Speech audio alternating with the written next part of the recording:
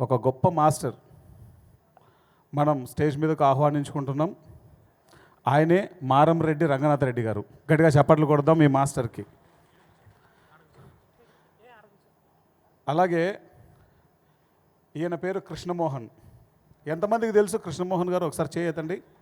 దాదాపు అందరికీ తెలుసు. గట్టిగా చప్పట్లు కొడదాం కృష్ణమోహన్ గారికి.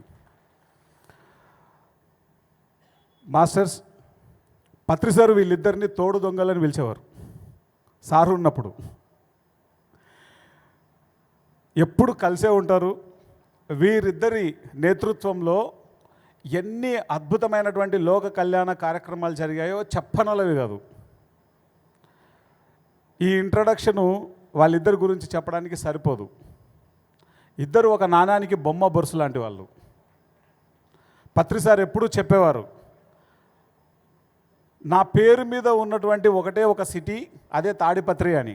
తాడిపత్రి అనే ఊరిలో పత్రి అని ఉంది. ఆయన పత్రి సార్ ఏదైతే చెప్పారో దాన్ని త్రికరణ శుద్ధిగా 18 ఆదర్శ సూత్రాలతో సహా, పిరమిడ్ ధ్యానంలో 18 ఆదర్శ సూత్రాలతో సహా పాటించేటువంటి గొప్ప మాస్టర్ రంగనాథ్ రెడ్డి గారు. పత్రి సార్ ఆయన్ని ఎలా ట్రైన్ చేశారో ఆయన మమ్మల్ని అందరిని అలా ట్రైన్ చేశారు. తాడిపత్రిలో ఉన్నప్పుడు నాకు పత్రి సార్ తర్వాత ఎవరయ్యా ఇంకొక గురువు అంటే రంగనాథ్ రెడ్డి గారు. ఆయన అక్కడ ప్రెసిడెంట్గా ఉండేవారు. ఆయన ప్రెసిడెంట్ అని ఎవరికీ తెలియదు. అన్నీ ఆయన చేస్తారు. ఆ వచ్చిన ఫలితాన్ని మాత్రం ఆనంద్ చేశాడు, కృష్ణమోహన్ చేశాడు, ఇంకొకరు చేశారని చెప్పేసి వెళ్ళిపోతుంటాడు.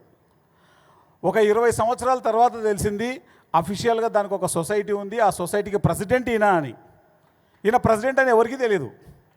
అందరితో ఫ్రెండ్లీగా ఉంటారు. ఈయన పెద్దవాళ్ళతో ఏమో పెద్దవాళ్ళలాగా ఉంటాడు. నా దగ్గరికి వచ్చేసరికి చిన్నపిల్లవాడు అయిపోతాడు. ఆనంద్ రంగనాథ్ రెడ్డి సాబ్తో మాట్లాడినాను. సో ఒక గొప్ప ఆధ్యాత్మిక సూత్రాలు ఏవైతే ఉన్నాయో అవి తన జీవితంలో పుణికిపుచ్చుకొని మరి ఎంతో గొప్ప అద్భుతాలను ఈ భూమి మీద సృష్టించారు ఆయన.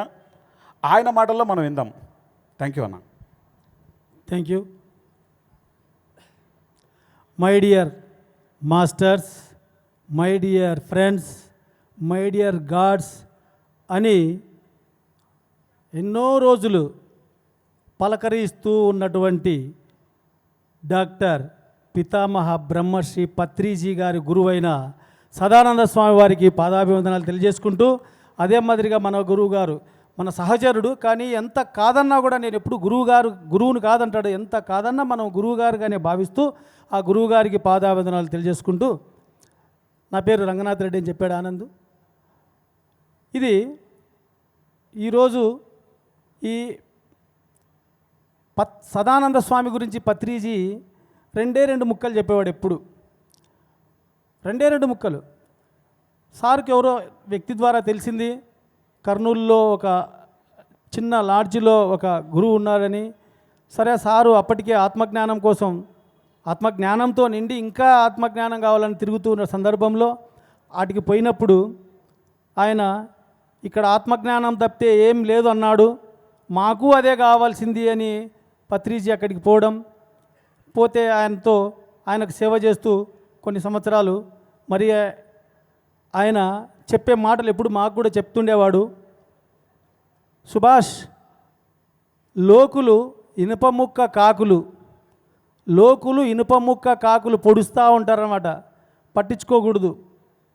అంటే మనము ఏదైతే చేయాలనుకుంటామో అదే చేయాలా, ఎవరో మాట్లాడతారు ఎవరో అనుకుంటారు అని పట్టించుకోవాల్సిన అవసరం లేదని. ఇంకో రెండో పాయింట్, కోరి ఏది సాధించరాదు, కోరక వచ్చిన దానిని కాదనరాదు. అంతే, మొత్తం భగవద్గీత అంతా అదే. కోరి ఏది సాధించరాదు. ఎందుకంటే నువ్వు వద్దన్నా వస్తుంది. ఎందుకంటే నువ్వు చేసుకున్నటువంటి కర్మలు, నువ్వు మంచి ఎంత కోరినా కూడా మంచి కర్మలు గతంలో చేయకపోతే నీకు రాదు. నువ్వు నాకు చెడ్డ వస్తుందేమని ఎంత అనుకున్నా కూడా నువ్వు గతంలో చెడ్డ కర్మలు చేయకపోతే రాదు. కాబట్టి నువ్వేమీ కోరాల్సిన అవసరం లేదు. నువ్వు నిరంతరం కర్మలు చేసుకుంటూ ఉంటే నీకు ఆ కర్మల కొద్దీ వస్తుంది. కాబట్టి నువ్వు కోరాల్సిన అవసరం లేదు, నీకు వస్తుంది అదే ఆటోమేటిక్గా. ఇక కోరకుండా ఏదైనా వస్తే కాదని రాదు. ఎందుకంటే అది నీదే. అది మంచి కావచ్చు, చెడ్డు కావచ్చు. ఆ మంచిదంతా నాకు నాదేలే అని చెప్పి, చెడ్డు వచ్చినప్పుడు జ్వరం వచ్చింది, లేకుంటే ఏదైనా జబ్బు వచ్చింది, ఇది పాడు జబ్బు వచ్చింది, నా కోసం వచ్చి అది నీదే, అది కూడా స్వీకరించాలా. కోరకుండా ఏదొచ్చినా కూడా అది కూడా నీదే, నువ్వు చేసుకునేది కాబట్టి స్వీకరించాలని అద్భుతంగా భగవద్గీత అంతా అందులో ఉంది. మరి సుభాష్ పత్రి గారు ఆయన మార్గంలో ఒక పిరమిడ్ స్పిరిచువల్ సొసైటీ మూమెంట్ అనేటువంటి ఒక వ్యవస్థను స్థాపించినాడు. ఇది ప్రపంచంలో ముఖ్యంగా ఈరోజు మనం మాట్లాడుకోవాల్సింది అదే. అంతకంటే ముందు ఒక చిన్న మాట, పత్రిజీ దగ్గరికి నేను ఎలా చేరుకున్నాను అనేది. దాదాపు 28 సంవత్సరాలు 30 సంవత్సరాల క్రిందట నేను ధ్యానం లేక ఒక మిత్రుడి ద్వారా రావడం జరిగింది. మరి అంతవరకు నేను చాలా భక్తి మార్గంలో ఉండేవాడిని. మా తల్లిగారు క్యాన్సర్ జబ్బుతో 6 నెలలు దాదాపు కష్టపడి చాలా బాధను అనుభవిస్తూ చనిపోయింది. నేను ఎన్నోసార్లు భగవంతుణ్ణి, అంటే ఒక్కసారి ఎవరైనా పూజ చేస్తారు పొద్దున సాయంత్రం, అట్లా కాదు. నా చేతికి ఆంజనేయ స్వామి ఉంగరం ఉండేది, పొద్దున సాయంత్రం ఇట్లా కాకుండా నిరంతరం ఎప్పుడు గుర్తుకొస్తే ఆయన ముఖ్యవాన్ని. భూదేవిని నిరంతరం ఎప్పుడు నడుచుకుంటూ పోతుంటే అప్పుడు ముఖ్యవాన్ని. ఇలా అంత భక్తి పరుణ్ణి. మా తల్లి అంటే చాలా ప్రేమ నాకు. ఫస్ట్ ఆఫ్ ఆల్ నేను భూమి మీద మొట్టమొదట ఇష్టపడిన వ్యక్తి, ప్రేమించిన వ్యక్తి, అద్భుతమైన వ్యక్తి మా తల్లి.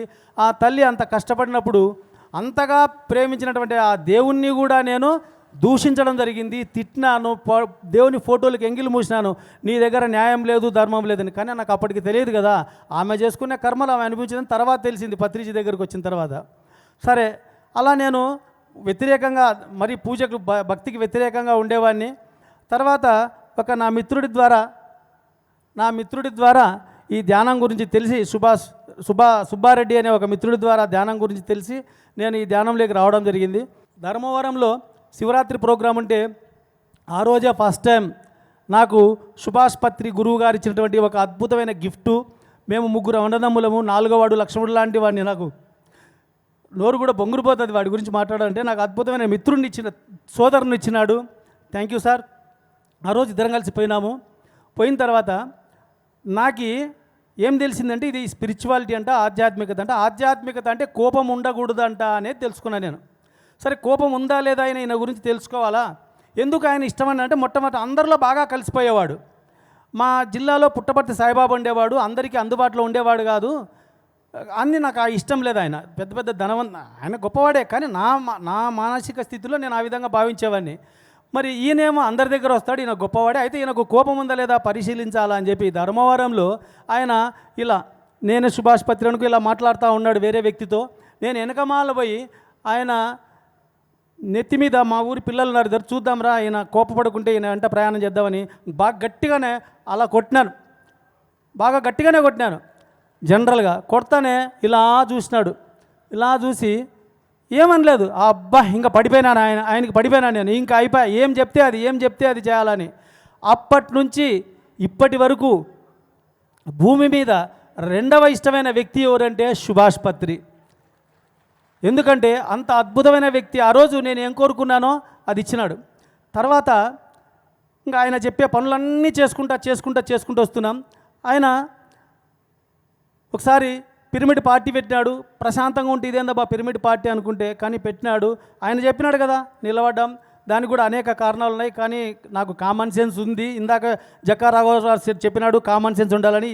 అన్నీ మాట్లాడితే ఇక్కడ టైం లేదు, కొన్ని మాట్లాడతాము. సో 2004లో నిలబడ్డాము. అనేక ధ్యాన ప్రచార కార్యక్రమాలు అద్భుతంగా నా సోదరుడి సహాయ సహకారాలతో అద్భుతంగా మా తాడిపత్రిలో ఉన్నటువంటి గ్రేట్ పిరమిడ్ మాస్టర్స్ అందరి సహాయ సహకారాలతో అద్భుతంగా చేశాము.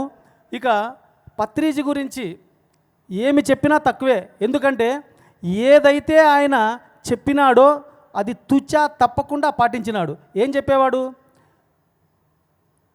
ఏం కావాలరా తినడానికి, ఇంత రొట్టె ముక్క, ఆవకాయ దెబ్బ, అంతకంటే ఏం కావాలా, అంతే.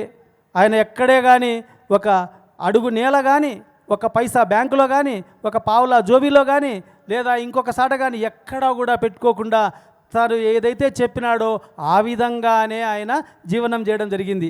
అయితే మనమందరం ఆ విధంగా జీవనం చేయడానికి కష్టమవుతుంది మనకి.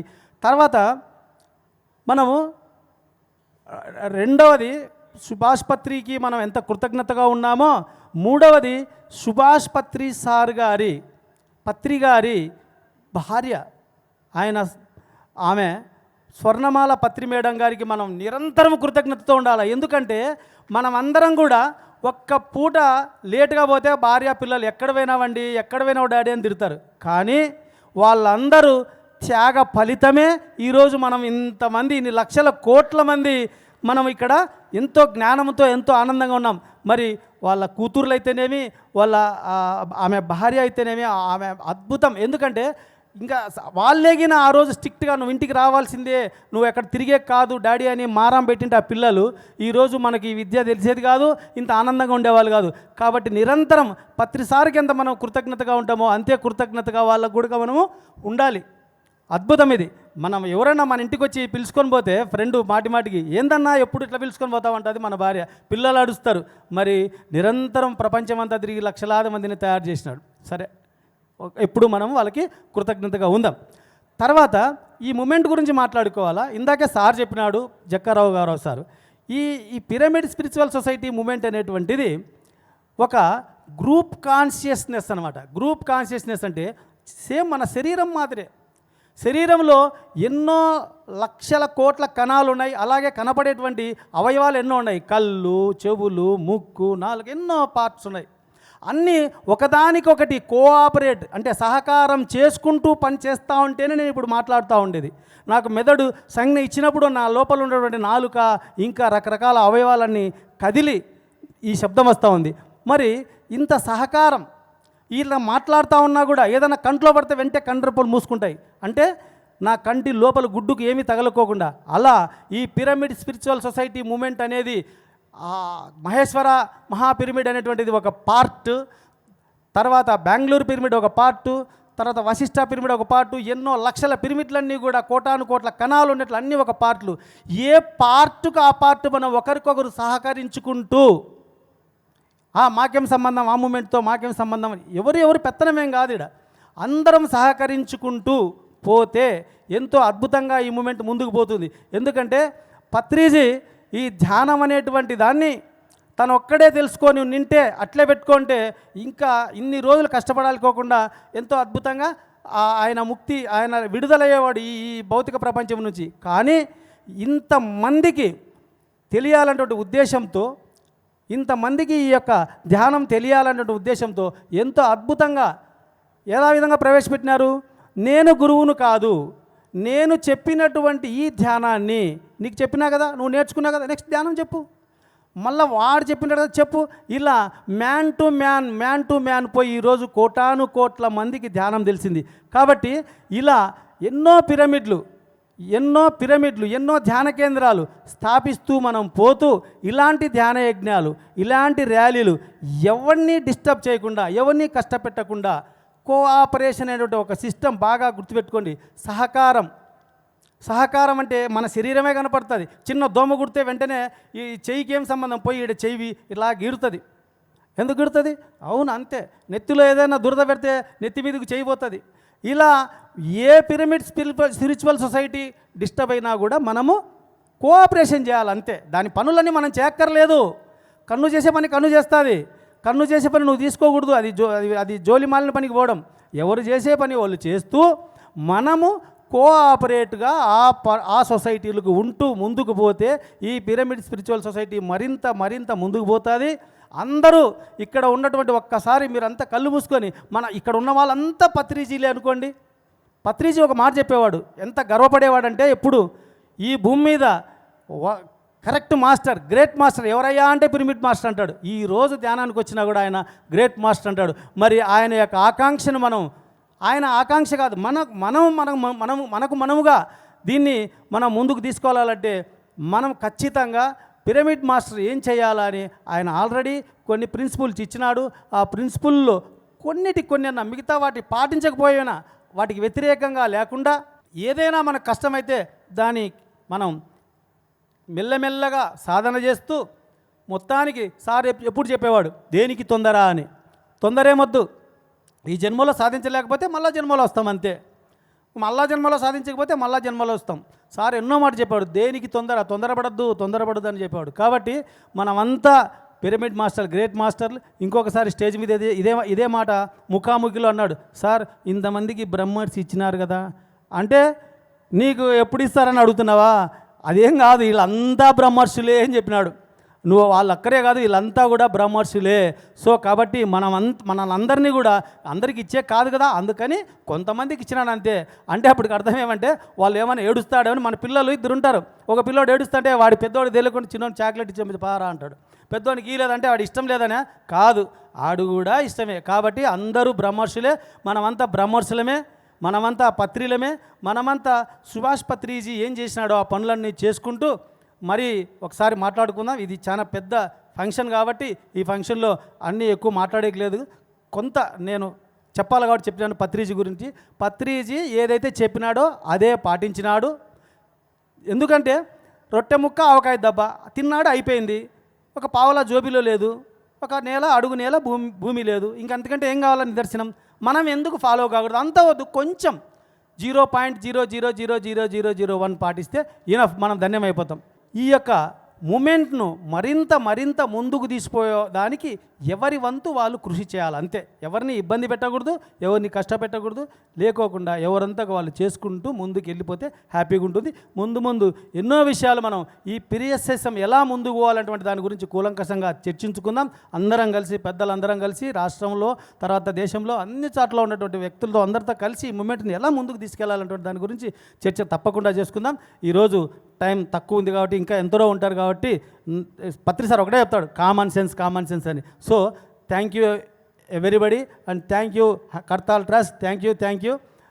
మరి నా మిత్రుడికి మరొక్కసారి పత్రి సార్కి నాకు ఇచ్చినందుకు thank you sir. Ranganath Reddy sir 2010 సంవత్సరం ఇక్కడ పార్వతీ పిరమిడ్ ఎదురుగా సార్ ఉండేవారు. అప్పుడు సార్ మేము ఏం చేయాలి అంటే సార్ సదానంద స్వామి ఆశ్రమం చెప్పారు. సార్ చెప్తానే 3 సంవత్సరాలు ఎటువంటి శ్రమ చేశారంటే నేను డైరెక్ట్గా చూశాను అన్నని. 3 సంవత్సరాలు ఎంత అద్భుతంగా తన యొక్క ధనాన్ని కానీ సమయాన్ని కానీ అన్నీ వెచ్చించి అద్భుతంగా సదానంద స్వామి యొక్క ఆశ్రమ నిర్మాణంలో ఎంతో అద్భుతమైన కృషి చేసినారు. సో రంగనాథ్ రెడ్డి సార్కి మనందరి తరఫున థ్యాంక్స్ చెప్తున్నాను. పత్రి సారు నాకు ధ్యానం నేర్పించలేకపోతే నాకు ఎన్నో భయాలు ఉండేది, ఎప్పుడు చనిపోతాననే భయము, ఇలాంటి భయాలు ఉండేది. లేదు, ఇప్పుడు ఏం చచ్చిపోయేది ఏం లేదు, ఇంకా హ్యాపీగా జీవిస్తాం. ఇంకా ధ్యానం నాకు ఎన్నో అద్భుతమైనటువంటి ఆనందాలని క్రియేషన్ చేసింది. పత్రి సార్కి, సదానంద స్వామీజీకి, మరి న్యూటన్ సార్కి ధన్యవాదాలు తెలియజేసుకుంటున్నాను. Thank you very much sir. నిన్నటి నుంచి రంగనాథ్ రెడ్డి గారు నేనే చర్చకు పిలిచిన, ఎన్నో సందేహాలు ఉండే, రా అన్న 4 గంటలు నిన్న కూర్చున్నాం, ఇవాళ 1 గంట కూర్చున్నాం. ఎందుకంటే వీరు ఒరిజినల్ డేస్లో పాత రోజుల్లో పత్రిజీ గారు ఎంబడి ఆయన యొక్క ఆలోచనలు ఇట్లా బాగా నెమ్మరు వేసుకున్న వ్యక్తులు, ఎన్నో సలహాలు ఇచ్చాడు. ఎందుకంటే రాబోయే రోజుల్లో ఈ మూమెంట్ చాలా పెద్దగా అయిపోతుంది, ఎటోటో వెళ్ళిపోతుంది, ఒక సరైన మార్గంలో పెట్టాలని ఆయన సూచనలు చేశాడన్న. సభా వేదికగా మేము ఇవన్నీ క్షుణ్ణంగా చర్చించి మనం అందరం పిఎస్ఎస్ మూమెంట్కి ఒక మాన్యువల్ తయారు చేసుకుందాం, ఒక వే ఫార్వర్డ్ చేసుకుందాం, ఎలా ముందుకు పోవాలనేది ఆయన ఆలోచన. వ్యక్తులు ఉంటారు, పోతారు, వస్తారు. కాబట్టి ఆయన చెప్పిన సూచనలన్నీ మరొకసారి కూర్చొని జక్కా రాఘవరావు గారు అంటే పెద్దలతో అందరితో చర్చించి వచ్చే సంవత్సరం రాబోయే రోజుల్లో ఇంకా ఈ వ్యవస్థ పత్రి గారి పేరు పిఎస్ఎస్ఎం ఇంకొక 1000 సంవత్సరాలు తెలిసే విధంగా మనం నిర్మాణం చేసుకుందాం సార్. Thank you. మీరు మాకు మంచి సలహాలు ఇచ్చారు. Thank you. గట్టిగా చప్పట్లతో